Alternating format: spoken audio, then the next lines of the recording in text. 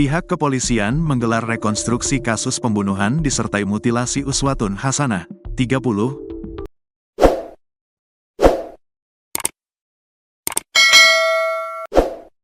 perempuan asal Blitar, oleh Rohmat Trihartanto, 32, alias Antok di salah satu hotel di kota Kediri.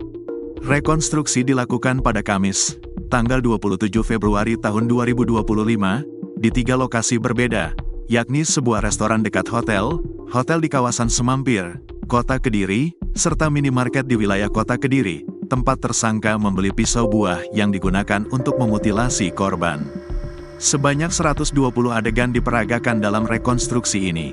Di hotel tempat kejadian utama, polisi mencatat sekitar 80 adegan yang menggambarkan detail peristiwa dari awal hingga korban dimutilasi. Rekonstruksi ini dilakukan untuk mencocokkan keterangan tersangka dengan hasil penyelidikan.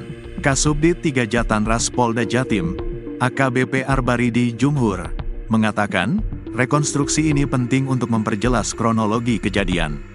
Kami ingin memastikan seluruh rangkaian peristiwa sesuai dengan fakta yang telah kami kumpulkan dalam penyelidikan. Sejauh ini, tersangka cukup kooperatif, katanya saat ditemui seusai rekonstruksi. Dalam proses rekonstruksi, tersangka Rohmat Trihartanto, 32, alias Antok tampak mengikuti setiap adegan dengan lancar tanpa melakukan bantahan. Menurut AKBP Arbaridi, tersangka tidak menunjukkan tanda-tanda kebingungan atau mencoba mengubah keterangan. Tersangka mengikuti seluruh adegan sesuai dengan yang ia sampaikan dalam pemeriksaan, jelasnya. Tersangka terlihat tenang dan beberapa kali tersenyum saat memperagakan adegan demi adegan. Sikap ini menjadi sorotan awak media yang hadir di lokasi.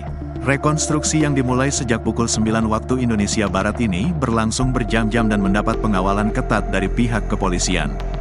Polisi memastikan keamanan di sekitar lokasi agar proses berjalan tanpa gangguan. Kami memastikan rekonstruksi berjalan lancar dan aman. Tidak ada gangguan berarti selama proses berlangsung, ungkap AKBP Arbaridi. Kami juga akan melakukan rekonstruksi di beberapa kota lain seperti Tulungagung, Trenggalek, Ngawi dan Ponorogo nanti, ujarnya. Diketahui, potongan tubuh korban ditemukan di beberapa lokasi berbeda.